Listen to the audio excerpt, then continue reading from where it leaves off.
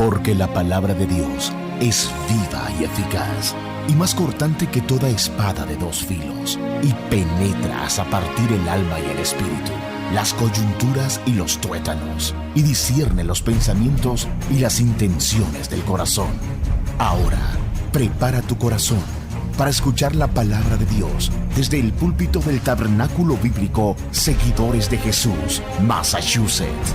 Fuimos creados para vivir en su palabra. Toda la Escritura es inspirada por Dios y útil para enseñar, para redarguir, para corregir, para instruir en justicia, a fin de que el hombre de Dios sea perfecto, enteramente para toda buena obra. La necesidad de reformar nuestra vida, esa es el título de la serie en general.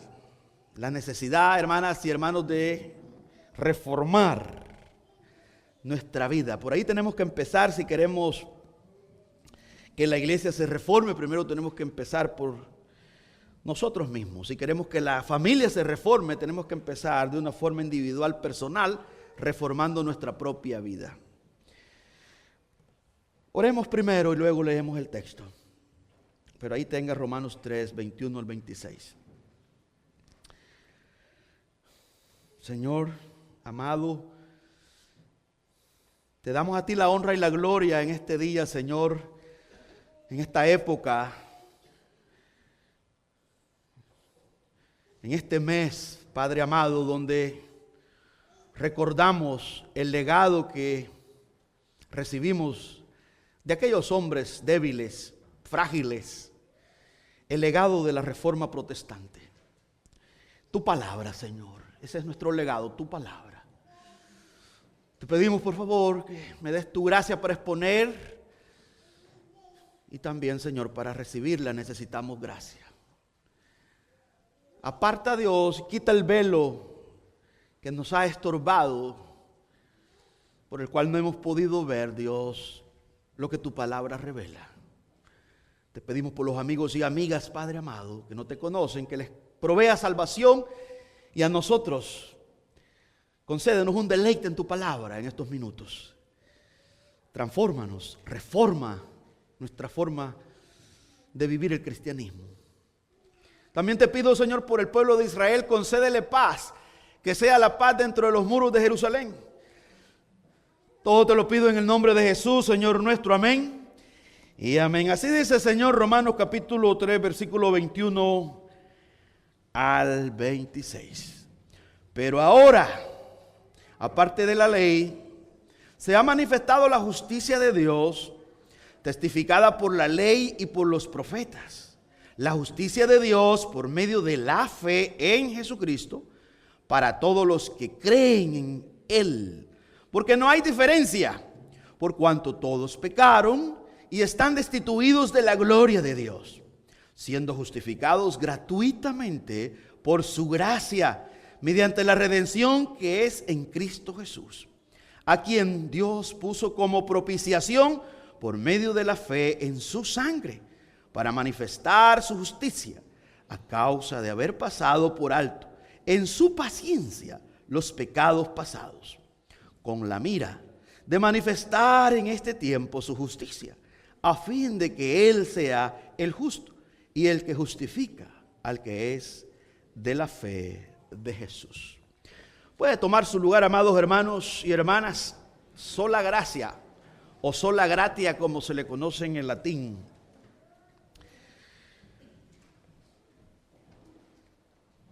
Cuando hablé de sola fide o sola fe, di una introducción y un recordatorio, un resumen breve, y lo puse ahí en la pantalla, y lo leímos con los hermanos, nos deleitamos acerca de lo que se percibe de cada una de estas solas, estas doctrinas monumentales que encontramos en las Sagradas Escrituras. Y leíamos cada expresión, tiene un grupo de textos que respalda esta enseñanza, desde Génesis al Apocalipsis. Así que ya está allí, hermanas y hermanos. También el viernes, cuando hablaba de sola Biblia, di una introducción de comentarios para así tener una introducción sólida y luego ya seguir avanzando por el resto de las enseñanzas, de las doctrinas que vienen a continuación. La idea es dejarlo claro qué fue lo que los hermanos percibieron hace 507 años y nosotros, al estar alineados también a ser una iglesia reformada, que estamos reformándonos continuamente en la palabra,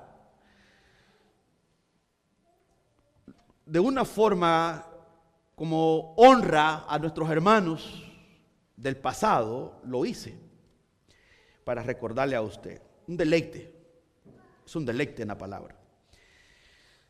Ahora vamos a ahondar en lo que es la tercera sola, y es sola gratia, sola gracia. Antes, hermanas y hermanos, de comenzar este estudio del capítulo 3, versículo 21 al 26 de la carta a los Romanos, más que todo nos vamos a enfocar en el versículo 24 y 26. Esta carta está dividida en dos partes. Del capítulo 1 al 11 nos habla de los indicativos, donde Dios soberanamente ha orquestado todo desde antes de la fundación del mundo, de cómo Él, y como lo dice Romanos 11:36, todo lo estableció para su gloria. Del capítulo 1 al 11 de Romanos nos habla de esa parte, nos habla de la condición del 1 al 3, a mediación del capítulo 3, donde corta ahí Pablo y comienza a hablar de la gracia, pero antes él ha estado hablando un 99.9 de la ley de Dios. Por eso es que él comienza el versículo 21 y dice: ahora, aparte de la ley, porque él ha estado condenando a judíos, gentiles, a todos, religiosos, liberales. Él ha puesto una acusación como un gran fiscal delante del juez justo que es Dios, y ha traído a la palestra los delitos de todos los humanos. Y para que nadie critique, para que nadie condene, la ley fue dada para que todo mundo se cierre la boca. Hay un texto ahí en Romanos 3, dice que ese es el propósito de la ley, para que todo mundo quede convicto, quede condenado. Así que él ya nos condenó en esos primeros capítulos, del capítulo 1 al 3. Pero ahí en el versículo 24 él comienza a traer la liberación de la condena por medio de la obra de Jesucristo. Ahí él presenta la gracia, la justicia que es imputada a nosotros por la vida de Jesús sin pecado, por su muerte expiatoria y por su resurrección. Se nos imputa la perfección de Cristo y somos absueltos de culpa. Delante de Dios somos declarados inocentes por el sacrificio de Jesús. Trae ejemplos, dos ilustraciones, nos trae a Abraham, nos trae a David en el capítulo 4 para explicar de lo que él acaba de decir en el capítulo 3, versículo 24 en adelante. Para decir, así luce la fe salvadora, así luce la gracia, así fue como estos hermanos se salvaron. No se salvaron por obras, se salvaron por la sola fe en la persona de Cristo, en los méritos de Cristo. De eso se trata también la sola fe. Del capítulo 12 en adelante hasta el final del capítulo del libro de la carta a los Romanos habla acerca de los deberes cristianos, de los imperativos, al conocer, al entender, de todos los indicativos de cómo Dios ha revelado el plan de salvación. Nos habla de cómo luce la vida de un cristiano cuando ha creído plenamente en lo que Dios ha establecido. Esta es una carta maravillosa. Hablando personalmente, es una carta que ha sido de gran bendición para mí. Quiero comentarles algo que impactó mi vida cuando yo leí un comentario y esto todavía me empujó más a gustarla. Esta carta, hermanas y hermanos, se le conoce como la carta magna del apóstol Pablo. Estaba en su madurez como hombre, como predicador, como pastor, como apóstol. Y aquí es donde tenemos para la iglesia una gran bendición. Ninguna carta, hermanas y hermanos, ninguna carta en la historia del mundo ha tenido un impacto tan grande como la epístola de Pablo a los romanos. Existen razones para hacer esta afirmación. La primera es que esta carta es la palabra de Dios. expresada a través de un portavoz inspirado, hermanas y hermanos, inspirado por el Espíritu Santo, inspirado por Jesucristo, el apóstol Pablo, a quien Cristo había llamado y apartado antes de nacer, de acuerdo a Gálatas capítulo 1, versículo 15. La segunda razón es que esta carta es la declaración más completa en la Biblia del Evangelio de Cristo, el cual es poder de Dios para salvación a todo aquel que cree, al judío primeramente y también al griego, de acuerdo a Romanos capítulo 1, versículo 16. Martín Lutero, en el insuperable valor que él le dio a esta carta a los romanos, dijo algunas cosas. Y por esta carta fue posible, hermanas y hermanos, en los años 1500, el impacto masivo de Martín Lutero para lograr el retorno de la iglesia al Evangelio, a las Escrituras. Él dijo algo, y se lo voy a leer textualmente. En esta epístola encontramos de manera más abundante todo lo que un cristiano debe conocer. O sea, ¿qué es la ley? El Evangelio, el castigo, la gracia, la fe, la justicia, quién es Cristo, quién es Dios, qué son las buenas obras, el amor, la esperanza, la cruz, y también cómo podemos comportarnos con los demás, cómo saber si somos justos o pecadores, fuertes o débiles, amigos o enemigos, aún de nuestro propio interés personal. Además, sigue diciendo Martín Lutero, toda esta carta está hábilmente apoyada por las Escrituras y probado con el propio ejemplo del apóstol Pablo y el de los profetas, para que, hermanas y hermanos, para que no deseemos nada más. Por tanto, parece que Pablo quiso resumir, decía este hombre, brevemente en esta epístola toda la doctrina cristiana y evangélica y preparar una introducción para el Antiguo Testamento. Aunque sin lugar a dudas, quien quiera que tenga esta epístola bien dentro de su corazón, tiene consigo la luz y el poder del Antiguo Testamento. Por tanto, cada cristiano, decía este hombre, cada cristiano debe familiarizarse con esta carta y ejercitarse en ella continuamente para terminar que Dios nos dé su gracia, decía él.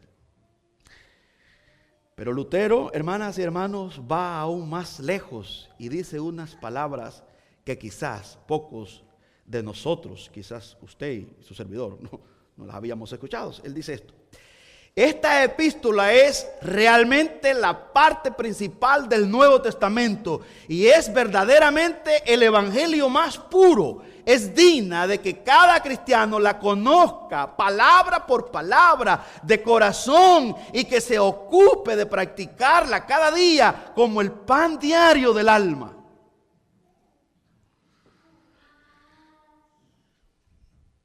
Cuando yo leí ese comentario,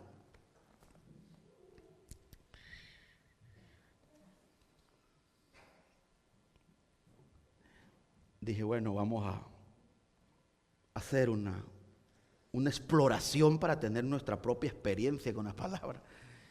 Y comencé ese peregrinaje por toda esa carta, de tal modo que cuando empezó la obra aquí en Boston, abrimos estudiando la carta a los romanos.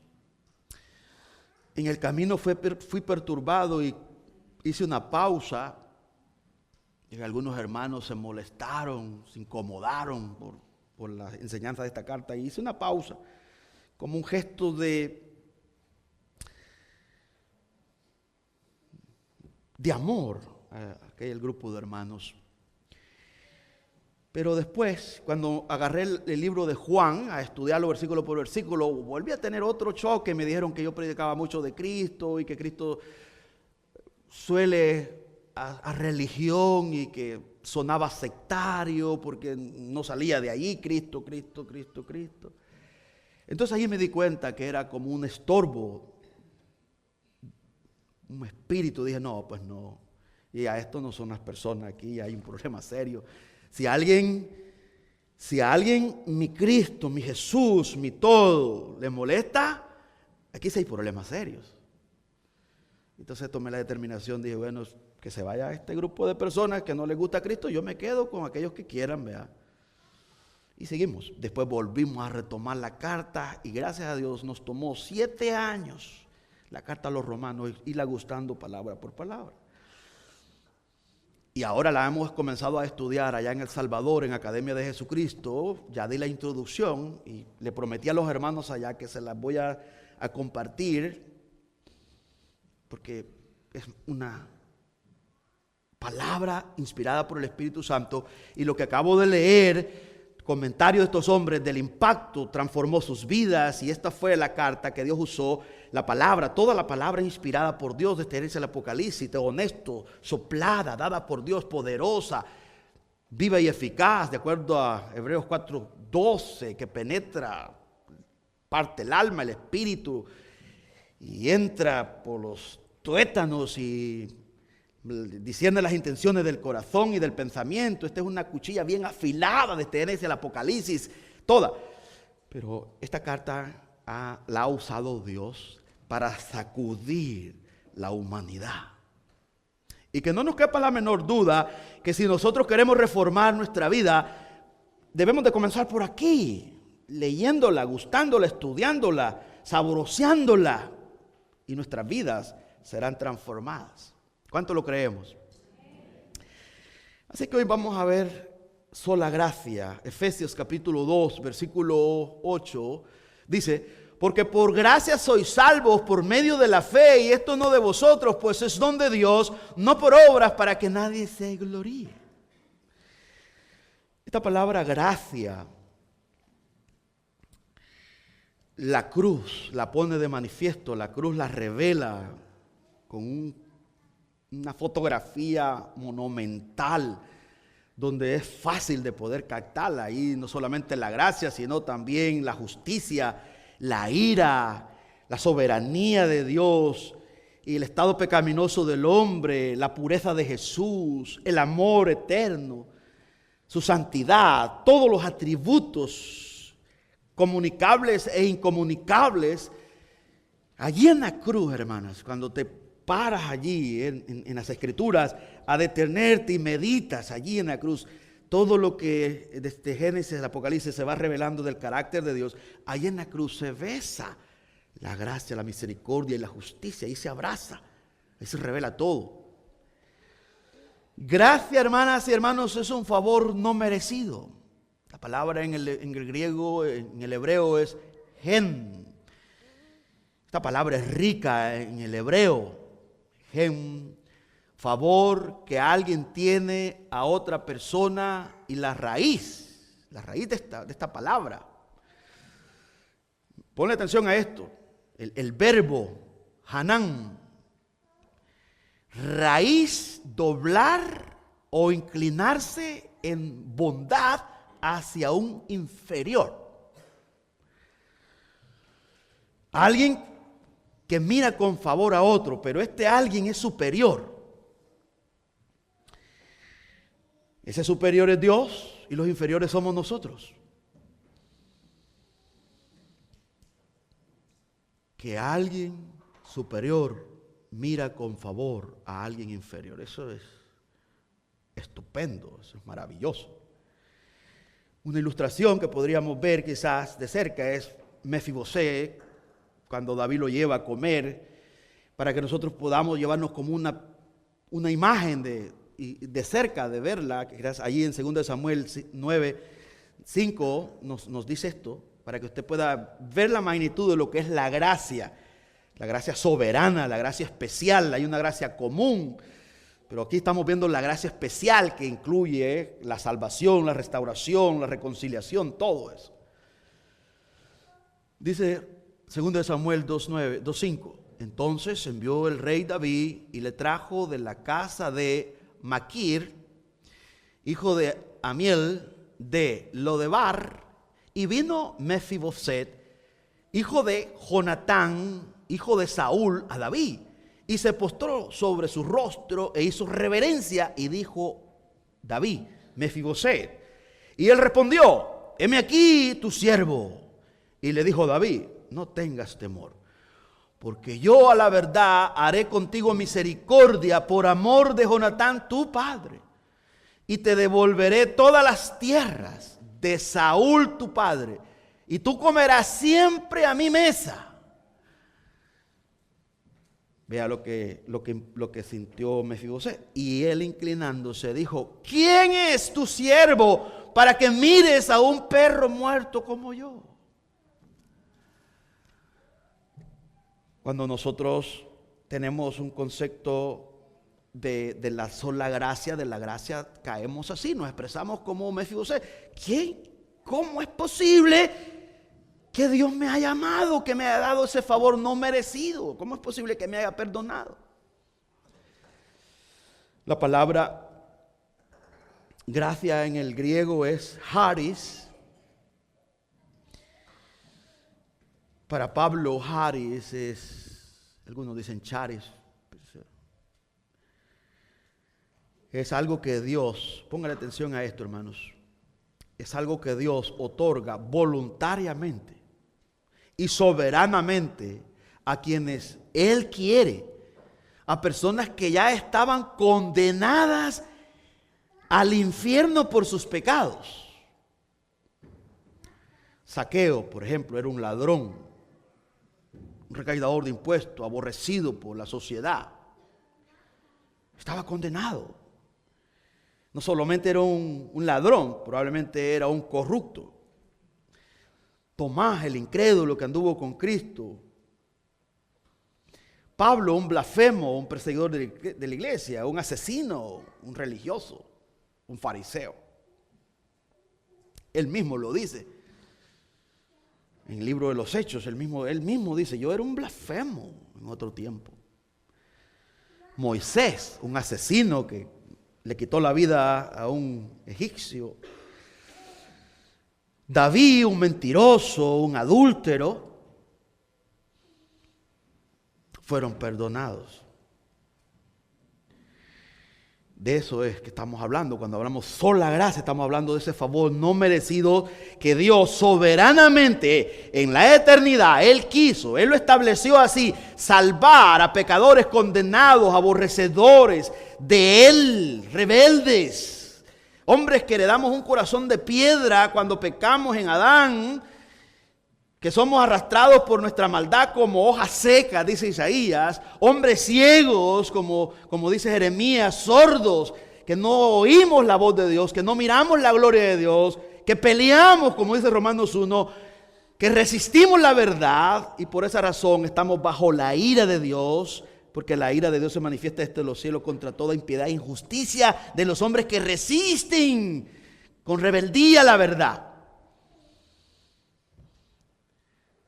Pero Dios, en la gracia irresistible, como dijo Esteban en Hechos 7, vosotros resistéis siempre al Espíritu Santo como lo hicieron vuestros padres en el desierto. Vosotros duros de servir. Gracia irresistible no significa que el hombre no pelee contra la gracia. Significa que a pesar de que el hombre pelea con Dios y rebelde, Dios lo vence con su amor en la cruz. Allí el hombre duro, tosco, rebelde, idólatra, cae de rodillas llorando como un bebé porque es abrazado por este amor eterno, por esta gracia irresistible que él había estado peleando contra ella toda su vida. A eso es que los hermanos en el pasado se aferraban y decían, esta gracia es irresistible. Porque a pesar de que el hombre pelea con su soberbia, con su orgullo, es traspasado su corazón por el amor de Dios. Gracia, sola gratia, como decían los hermanos del pasado, solo por gracia. Efesios capítulo 2, versículo 4 dice, pero Dios, que es rico en misericordia por su gran amor con que nos amó, aún estando nosotros muertos en pecados, nos dio vida juntamente con Cristo. Por gracia soy salvos. Aquí hay tres palabras claves: misericordia, amor y gracia, que el apóstol Pablo menciona en Efesios capítulo 2. Hermanas y hermanos, es muy difícil definir estas tres palabras, pero es maravilloso esto. Algunos han definido la gracia como recibir aquello que no merezco. No merezco el cielo, pero por la gracia de Dios, Dios me da la entrada a su presencia. Y la misericordia y la gracia son diferentes. Son como gemelas, son hermanas, andan juntas. Pero la misericordia, hermanas y hermanos, ha sido definida de forma práctica como no recibir lo que sí merezco.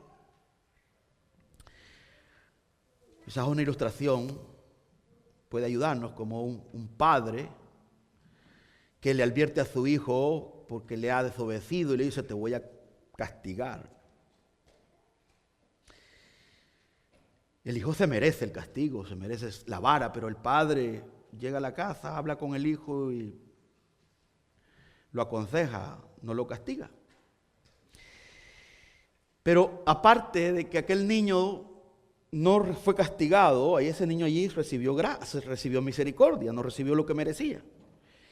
Pero si el padre le dice: hijo, vámonos para el McDonald's, te voy a comprar una cajita feliz, un Happy Meal.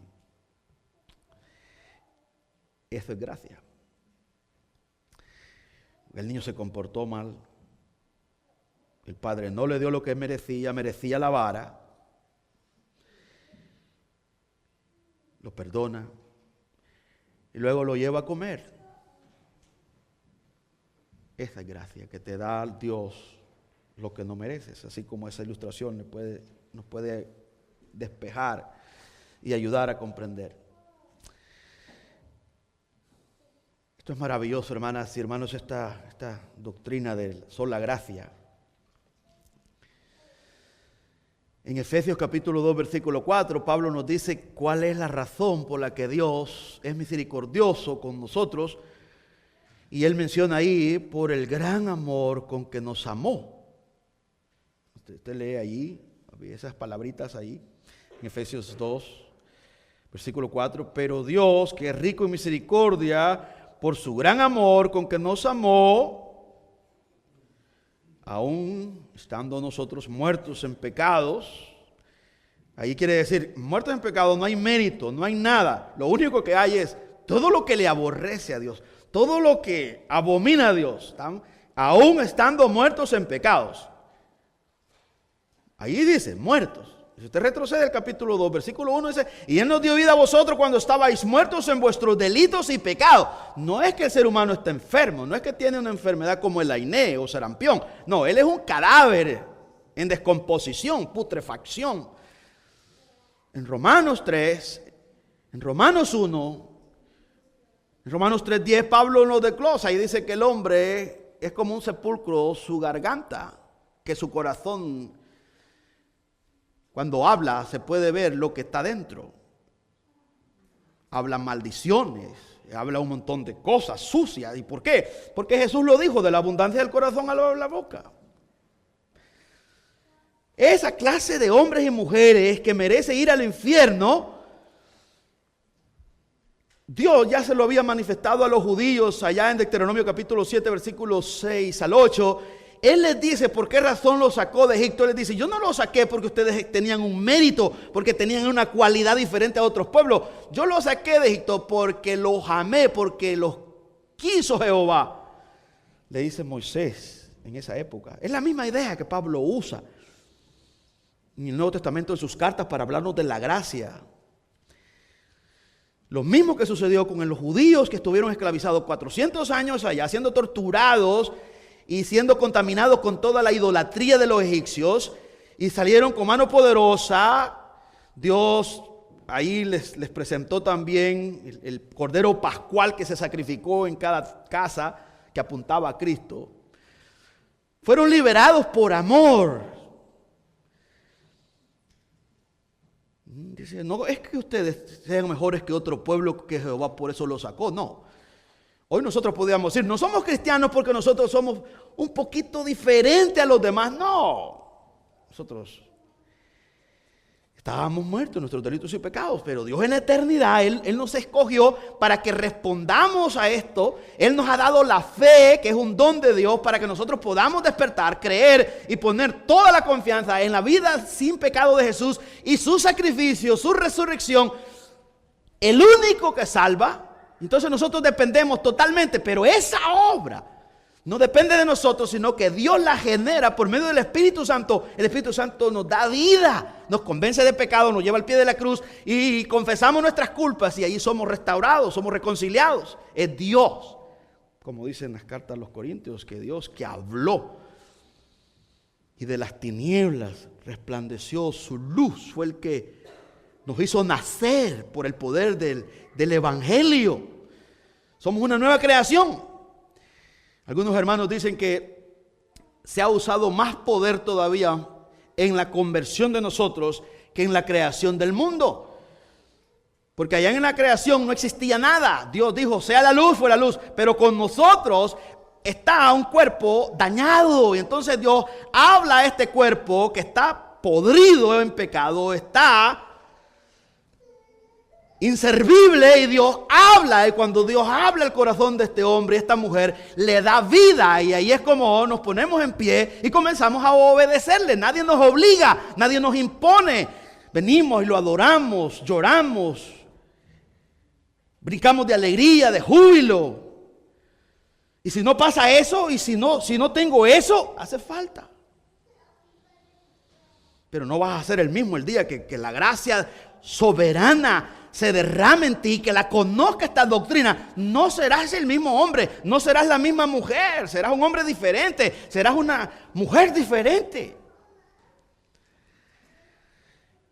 Cuando sientas el amor de Dios, aquí el apóstol Pablo nos está diciendo que la razón de esta gracia es por el amor inmenso de Dios. El amor de Dios, hermanas y hermanos, es incondicional. Eso implica que no hay ninguna condición en mí por la cual Dios debe amarme. Dios me ama simplemente porque Él decidió amarme. El amor de Dios para con nosotros depende de Dios solamente.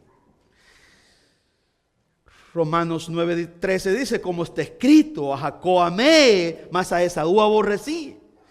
¿Quién era Jacob? Un tramposo, un engañador. ¿Cómo es posible que haya sido amado por Dios? Un hombre que le compró la primogenitura a su hermano, lo engañó. De eso se trata, porque no hay condición que valga. Hermanas y hermanos, cuando amamos a alguien y comenzamos a amar a esa persona, en primer lugar, nos atrae su físico. Y eventualmente serán otras cualidades que encontramos en esa persona. Son cualidades que nos atraen. Pero el amor con el que Dios me amó a mí y lo amó a usted es muy diferente. Dios me amó cuando yo estaba muerto en delitos y pecados.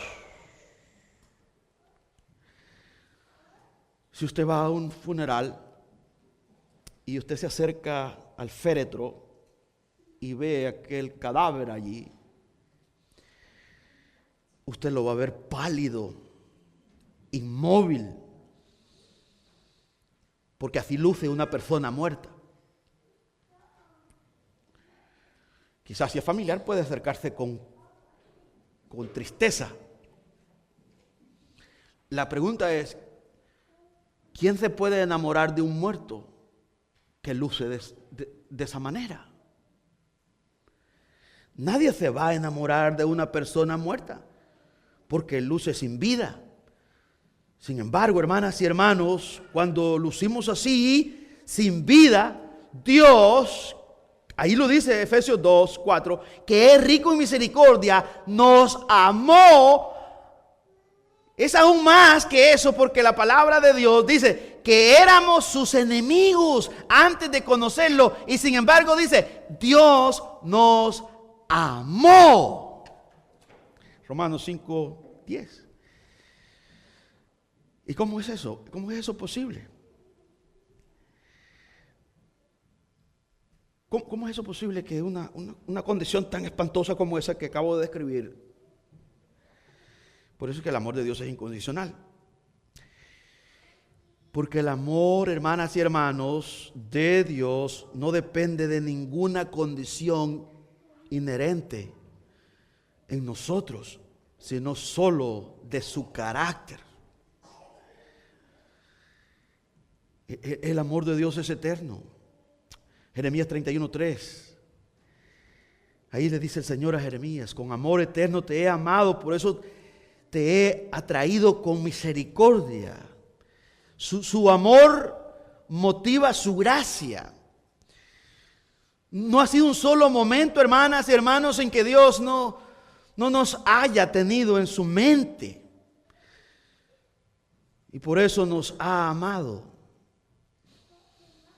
desde siempre. Dios no me amó a mí hace 24 años cuando estaba en las calles de Nueva York, allí iluso, perdido, con mis amigos. No, Él me amó desde antes de la fundación del mundo. Él no lo amó a usted desde el día que usted se le predicó el evangelio y conoció a Cristo y se arrepintió. No, Él lo amó desde antes. Y lo soportó aún cuando usted estuvo esos años en rebeldía. Su amor es paciente. Dios, en su omnisciencia, nos ha visto desde antes de fundar el mundo. Y nos eligió precisamente desde antes de esa fundación, Efesios capítulo 1, ahí lo desglosa el apóstol Pablo. Basado, hermanas y hermanos, en su voluntad soberana y motivado por su amor eterno, que lo llevó a vernos con gracia a pesar de nuestros pecados. En ocasiones hemos oído y miramos personas que son malvadas, como el Hitler, solo para hacerle una mención. En la Biblia hay un hombre malvado, un rey que reinó como 52 años. Pasó sus hijos por el fuego, y después, cuando fue entregado a sus enemigos y lo encadenaron, ahí dice el texto que se arrepintió. Fue un rey malo. Ahí ese hombre recibió gracia. Esto es maravilloso. Quiero que vayamos al texto que nosotros leímos. Pero antes de llegar ahí, quiero recordarle esto: Dios me ama sin necesitarme. ¿Cómo? ¿Sí? Nosotros, si amamos a una persona, a veces vamos buscando un beneficio.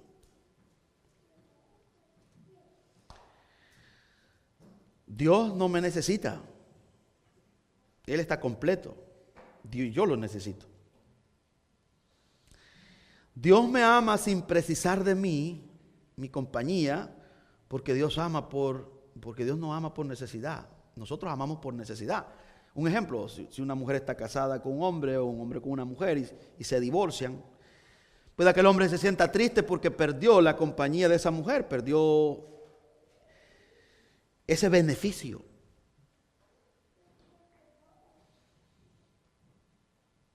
Dios ama porque quiere dar, hermanas y hermanos, y quiere compartir conmigo, con usted, lo que Él es, lo que Él tiene y que yo no tengo. Decía C.S. Lewis, y él daba esta ilustración para hablar acerca de esta parte del amor de Dios. Y él explicaba y decía que si usted es abandonado por su cónyuge, a usted le va a doler porque usted ha perdido algo. Pero si usted abandona a Dios le duele también, pero no porque Él haya perdido algo, sino porque usted ha perdido algo.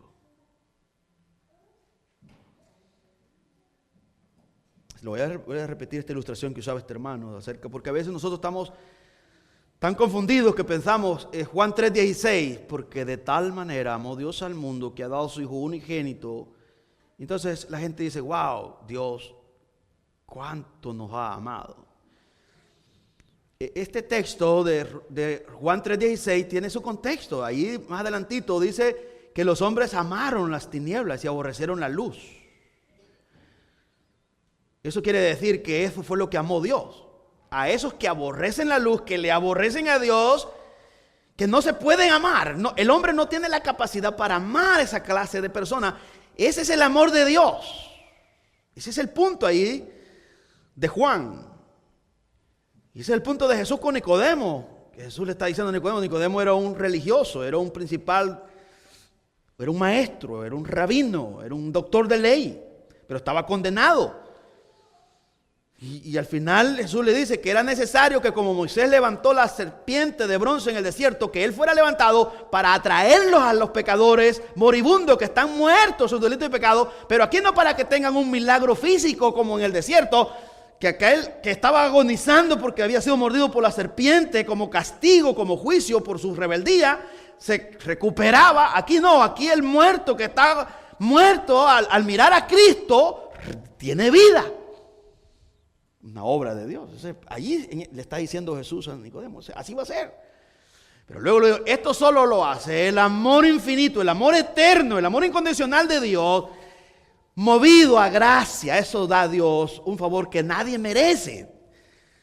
Porque de tal manera amó Dios al mundo, un mundo caído, un mundo rebelde, un mundo contradictorio, un mundo enemigo de Dios que no lo quiere. Pero usted dirá, pastor, yo nunca he visto personas así que se expresen. No, es que no necesitamos expresarlo. Con solo no obedecerle, con solo no amarlo a Él sobre todas las cosas, es suficiente. Él ordena y dice que lo amemos con todo nuestro corazón, con toda nuestra alma y con todo nuestro ser. Pero cuando caímos en pecado, entonces el pecado nos cegó, nos mató, de tal manera que no tenemos esa capacidad para responder. Solo uno respondió y ese se llama Jesús. Él sí amó al Padre como se espera que lo ame y le obedeció totalmente. Vivió una vida sin pecado y por eso es que el Padre puede decir, este es mi Hijo amado en quien yo tengo complacencia. A Él lo oí.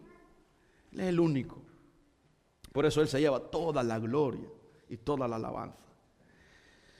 En los méritos de Él es que nosotros hoy gozamos de la reconciliación del Padre. Dios no perdona pecadores. ¿Cómo? Dios no perdona pecadores fuera de Cristo.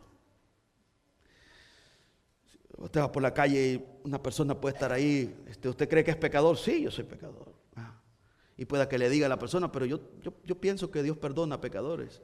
Y si usted es conocedor de la Biblia, usted le podría decir, tengo malas noticias. Dios no perdona a pecadores. ¿Cómo? Le sacude hasta la médula al religioso, porque está ignorando a Cristo. Mucha gente está engañada en las iglesias pensando que son perdonados porque creen en Dios, pero ignoran a Jesús. Jesús no es todo. No hay fe en Cristo. Salvos, piensan que son salvos por fe, pero fe en la fe. Fe humana, frágil. Vano, como dice Santiago, oh hombre, quien quiera que tú seas, ¿sabes qué? En teoría, eres un teórico. Pero yo te voy a mostrar cómo luce una fe. La fe viva da frutos. Y esos frutos son frutos de obediencia. Ve a Génesis 22 y vas a ver cómo luce aquella fe que le fue contada por justicia en Génesis 15:6, aquel hombre que cuando se le dijo, dame a lo que tú amas, a tu hijo Isaac, sin cuestionar. Lo tomó, preparó la leña y se fue a la montaña a sacrificarlo. ¿Quieres ver cómo luce la fe? Pero ahora nosotros tenemos un problema. Dios dice, congrégate, y tú te estás sacudiendo. No, tengo que trabajar, Señor. No tengo tiempo. Esa no es la fe de la que habla la Biblia. Cuando tú, hermanos, entiendas qué es la fe, todo lo demás es insignificante. Tu trabajo, hay que trabajar, hay que ser puntuales, hay que trabajar las 40 horas, pero esto no es negociable. Dios, primer lugar en tu vida, el que te amó, el que murió ahí en la cruz, te han dado un favor no merecido, te mereces el infierno, pero no entiendes el sacrificio tan monumental de Jesús, que vives como un miserable religioso. No hay pasión, no hay amor, no hay entrega. Unas cuantas horas de trabajo, pero sí hay tiempo para otra cosa. Y el tesoro más grande, no entendemos la magnitud de la gracia soberana de Dios que te ha dado. El día que comprendamos esto, no vamos a ser los mismos. Vas a querer estar aquí los 7 días, no esperando, orando, cantando, gimiendo por el pecado de los otros, de tus hijos que están muertos en sus delitos y pecados, de tu esposa que está muerta. Vives con una muerta, vives con un muerto, vives con unos cadáveres, tus hijos que no tienen pasión por Cristo. El día que entiendas el pecado que hay en ti y el pecado que tienen ellos, que es horrible y que van a ir al infierno, por aquellos que trabajas, que te sacrificas, que vas con calentura, porque quieres que coman, porque los amas. ¿No te has dado cuenta que aquellos que amas irán al infierno eternamente y estás separado de ti por siempre? ¿Qué clase de amor tenés por tus hijos? ¿Qué clase de amor tenés por tu hija, por tu esposo, por tu esposa? Este es el punto aquí. El día que comprendamos estas grandes doctrinas y entendamos este amor inmenso de Dios, que amó lo que no se puede amar, un mentiroso, un idólatra, que todavía sigue peleando con su pecado, miserable de mí, como el apóstol Pablo clama en Romanos 7:24. Pero él dice, pero gracias a Dios por Jesús. Oh, hermanas y hermanos, he orado para que puedas percibir y entender lo que es esta gracia soberana. Si has creído en Cristo.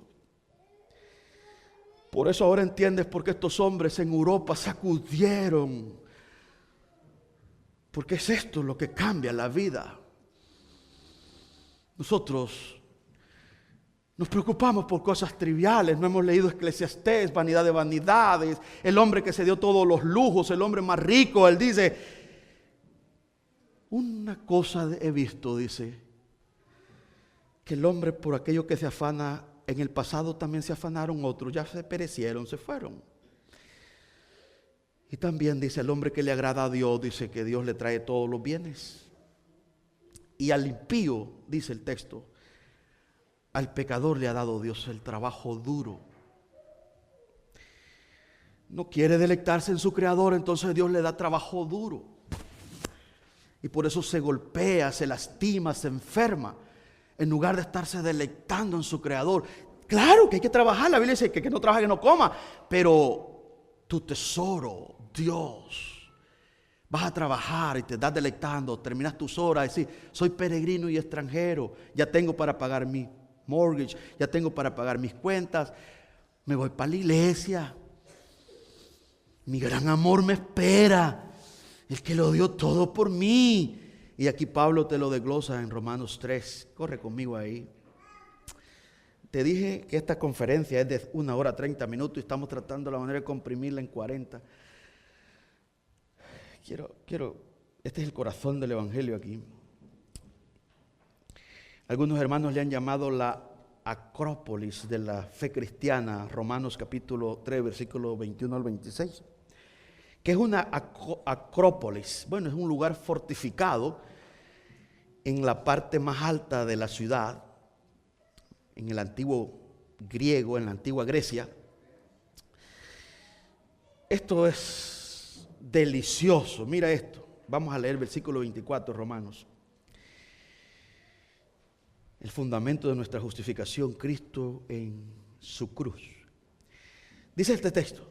Podemos leer desde el 21.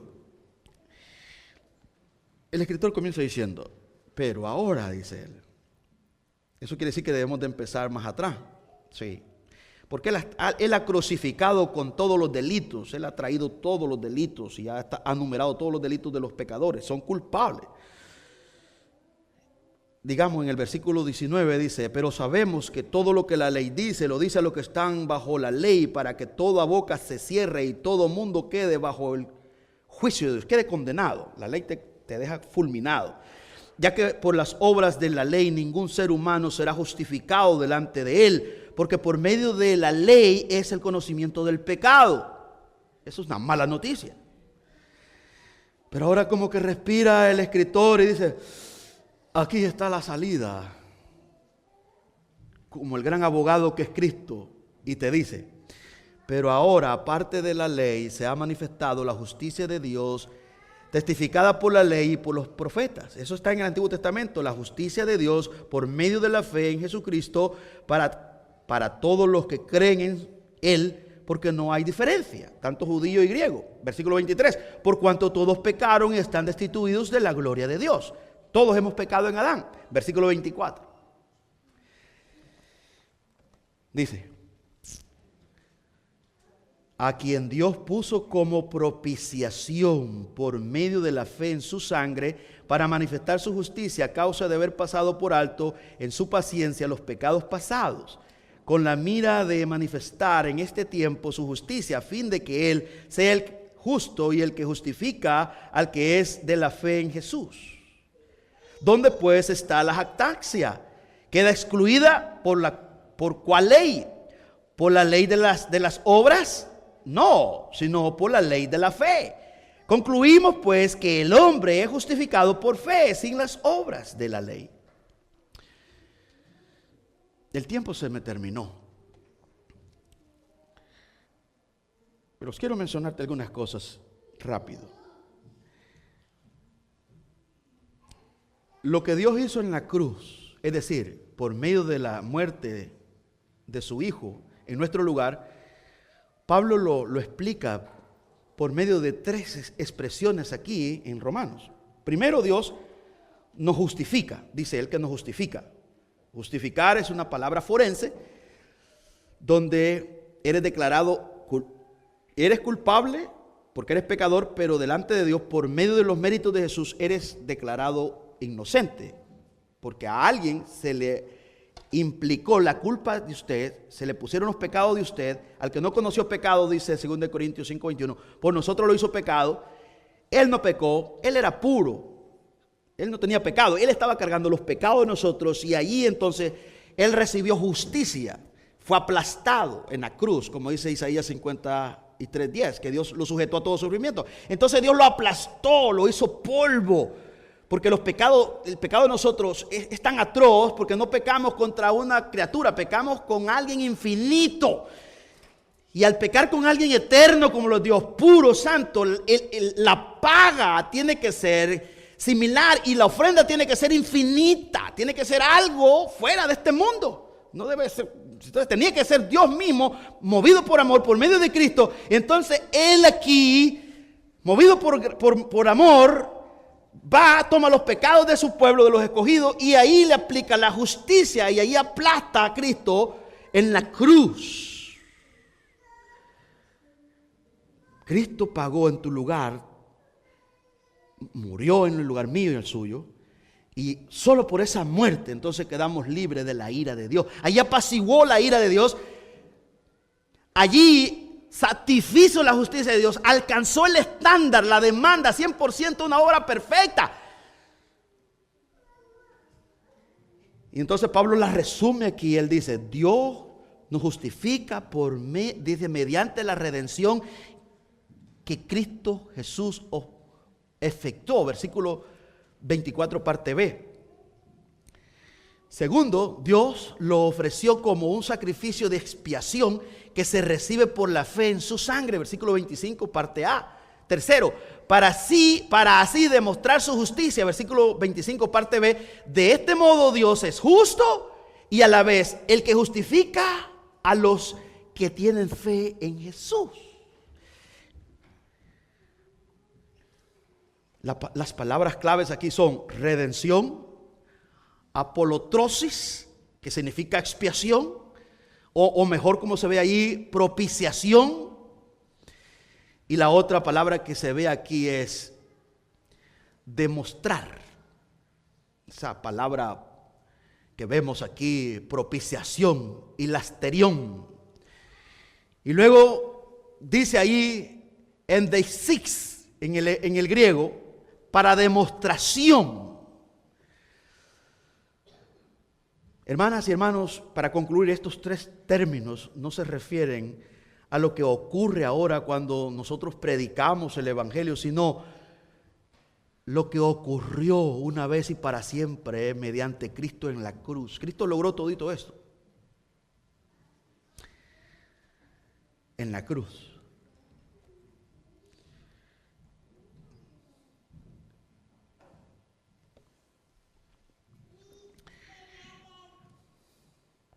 Usted quizás estará pensando que hay muchas cosas ahí que no las había escuchado. Una recomendación que le voy a dar es, si usted es cristiano, lea la carta a los Romanos todos los días. Todos los días. Y después, cuando se arrepienta de sus pecados, va a entender muchas cosas que quizás no comprende hoy. Esto es delicioso. Yo podría pasar toda la tarde y no me cansaría.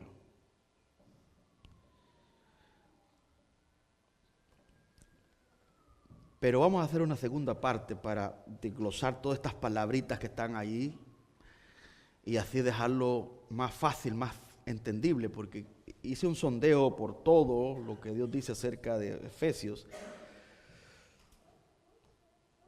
Pero sola gracia significa que somos salvos, hermanas y hermanos, y se lo voy a decir.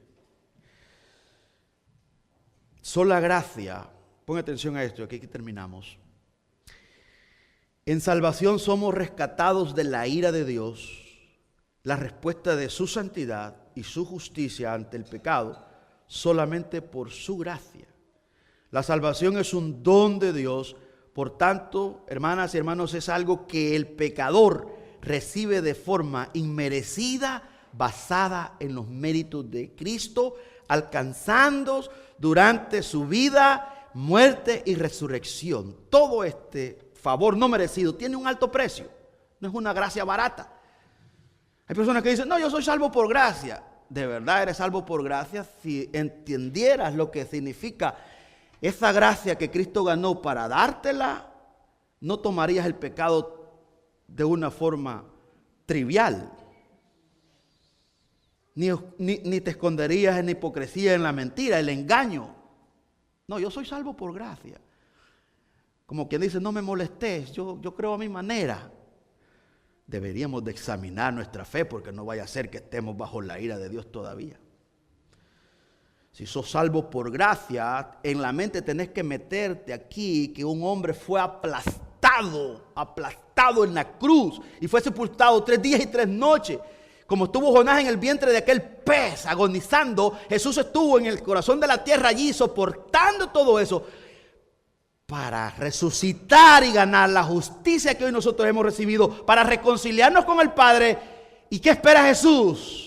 Que lo proclamemos, que lo anunciemos, que digamos que Él es el único medio para la salvación y que hay esperanza para los pecadores condenados solo en Jesús y que la gracia está allí disponible para miserables, de los cuales yo soy el primero. ¿Lo creemos? Démosle un buen aplauso a Cristo. Oramos. Gracias por escuchar este mensaje. Esperamos que haya sido de edificación para su vida. Si usted no conoce de Jesús y en este día está arrepentido de sus pecados, ore de esta manera. Señor Jesús, en este momento me arrepiento de mis pecados. Reconozco que tú eres mi único y suficiente Salvador personal. Creo que eres Dios, que moriste en la cruz por mis pecados y que resucitaste al tercer día. Me arrepiento y me confieso pecador. Señor, perdóname y acéptame como tu Hijo. Doy gracias al Padre por enviar a su Hijo a morir en la cruz por mi lugar. Gracias, Jesús, por aceptar mi vida. En Cristo Jesús, Señor y Dios nuestro. Amén.